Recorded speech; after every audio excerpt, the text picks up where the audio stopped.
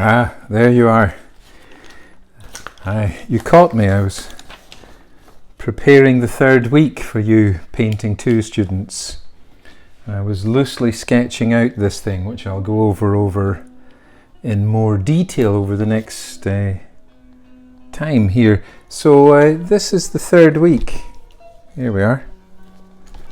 It's getting trickier because I'm using a new microphone, so hopefully my voice doesn't fade in and out this week. But it means I'm attached by a wire to the camera, so it's yeah. So basically we're on the third week and you've already done your loose drawing of the skeleton with no training, just whatever you can do. Last week we looked at the skull, and the videotape is always up there for you to go back to on Blackboard and YouTube. And this third week we're going to look at the rib cage. Oh, by the way, just to remind you, if you have not yet received any of these papers in an envelope which has got the course schedule for these first 9 weeks, and then later we'll be doing something different. If you haven't received that yet, with all of these bits of paper in it and other information in a large envelope, please contact me after you watch this. Send me your name and address. Include everything in the address, the zip code, the where you live, the borough of New York, and a apartment number, just in case you've tried to send it and I've posted it and it's not got there because of missing information. So do that, and if you still haven't received it, those who've already given me addresses, please contact me and I'll send it all out again to you. So we're on the third week, which is this, the rib cage. And here is Fritz. I've had to remove his head because I'm fixing his jaw, which came loose during an earlier talk. So the rib cage is a tricky subject because there's a lot of lines in it, moving back and forth. And you can see it as being a central bone here, which is called the sternum. And these are clavicles here. And this is the cervical spine, and this at the bottom is called the lumbar spine. And the spine is all connected in with discs in between it, so the spine can move. I don't know if this thing can move very well, but it twists back and forth. And yeah, part of these are done in a kind of ochre yellow. That's to show that these bits of the ribs can expand and contract. And the rib cage is protection. It's a skeleton, like a shell, that protects the lungs, the heart, and all these vital organs in there. So it's a cage, like you've put a bird inside it. So it's a tricky subject, it's obviously got a three-dimensional quality of being hollow and up like a bird cage. Something can go inside it. So I'll just talk about it, and you can spend the whole week going through it. You can look on the internet and find ribs if that's not enough. This is by the artist Albinus, the ones I sent you.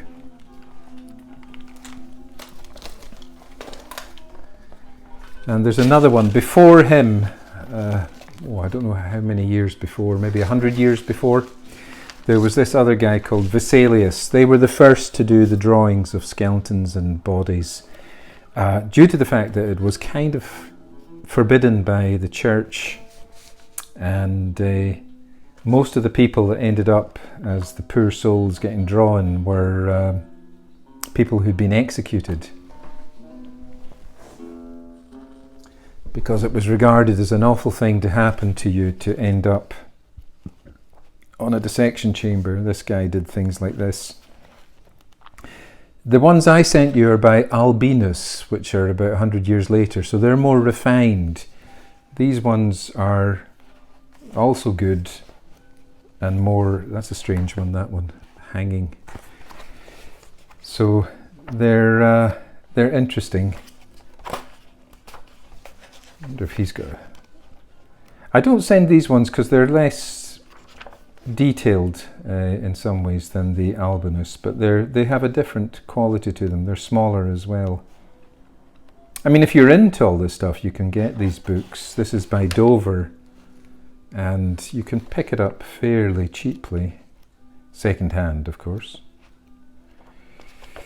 I can't find it there, so that's why I sent you the albinus. There isn't so much of the good ones. This is Vesalius, though, who did it first, and I think his work is also interesting. So I'll work from this thing. So I'd loosely sketched it out before, so it's easier for you to see. So I'm going to start with the... I hope you can all see this okay. I'm my own cameraman and general factotum today, so put in the sternum first. And I'm doing all the little curly bits in the sternum here, making it fairly thick and easy to see for students. I'll put the clavicles in there. So the sternum's that big bone that all the ribs are connected to. Now, how many ribs has he got? 1, 2, 3, 4, 5, 6, 7, 8, 9, 10 there. 1, 2, 3, 4, 5, 6, 7, 8, 9, 10. Okay, so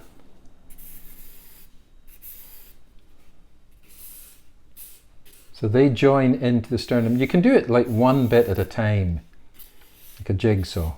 Oh, I'll fit in the cervical spine here. Now, I'm not going to do these super detailed, I mean, because it would take all day if you're watching me then, but I'm going to give you the overall sense of the thing. So then in with the second rib. Second rib.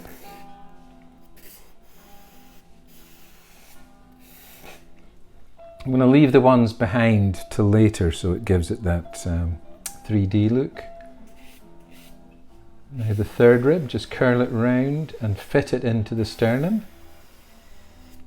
We drew the sternum first and then we're attaching these ribs onto it.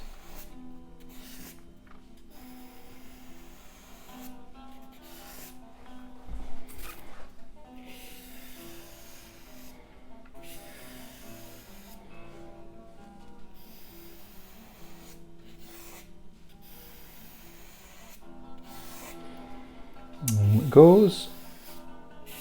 Next one. Now after that,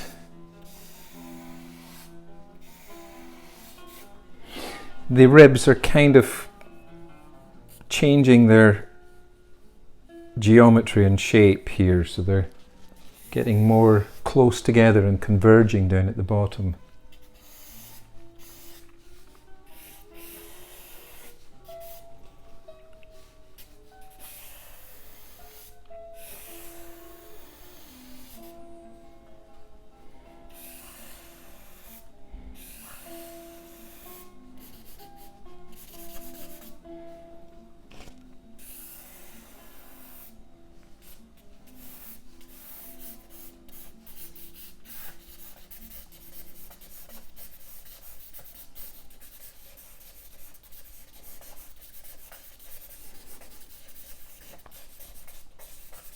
That's the lumbar spine I'm just quickly doing in there. You can see I'm doing it pretty rough because two things: time and the ability to kind of watch someone doing all this on a little screen can be quite tedious, so trying to make it easy for you to understand and also not too laborious and boring for you to become turned off. So here we go.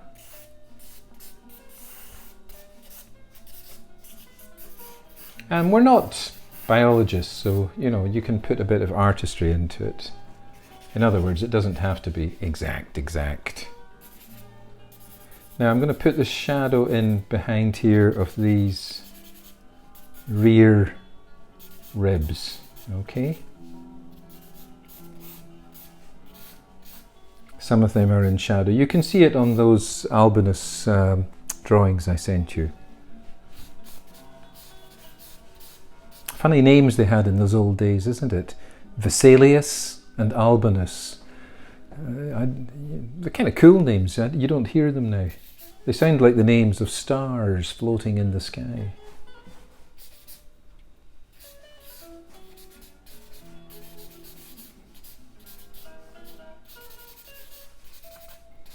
Maybe they'll come back.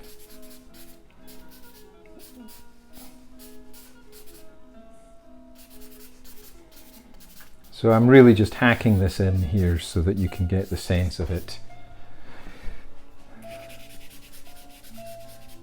Because the thing about it is getting that cage quality is the main thing, you know, so you're wanting to just get something behind so it's not a flat skeleton just drawn like that.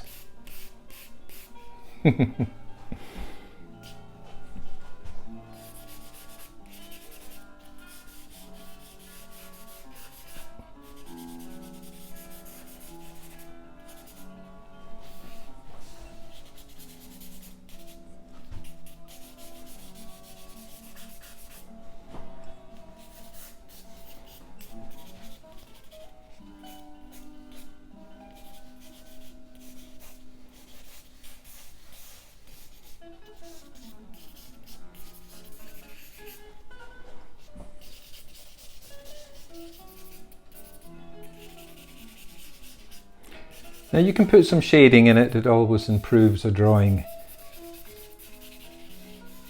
The great thing about art is the awareness of shading and shadows. You know, it really makes the difference between a child's drawing and an artist's drawing that you see in the museums, because they're always looking for things that we don't normally think of when we look at something. We don't think of shadows, but they are make all the difference.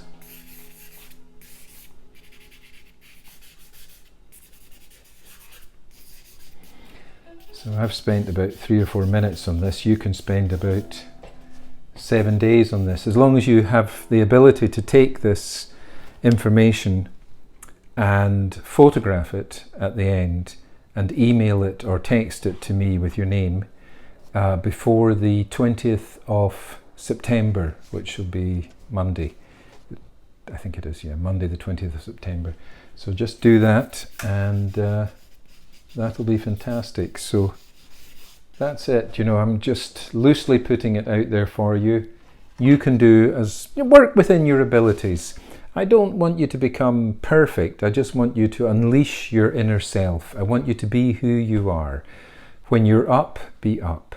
When you're down, be down. Don't try to be up when you're down, and there's no point in trying to be down when you're up, if you know what I mean. So just be with yourself, and it's okay. Whatever you're feeling is fine, or whatever you can do is fine, as long as you do it. As long as you send it to me, and I can talk to you through the text or even phone calls. I can even put up like mini videos for some. I've done that. And we have a great way of teaching through this method online. So that's it, a rib cage. Make it as detailed as you like, you know, as long as you try your best, I'll know. And as I say, just do what you can, send it to me, let me see what you can do with the rib cage. And you can look on the internet as well at skeletons and try and sort of fathom out stuff there. And feel free to contact me any time of the day. I'll always respond to you ASAP. So that's it for this week. This is the 3rd week. And like I said, if you haven't got these yet, send me your address, full address, and photograph this and send it by the 20th of September. Okay, over and out for now. Bye.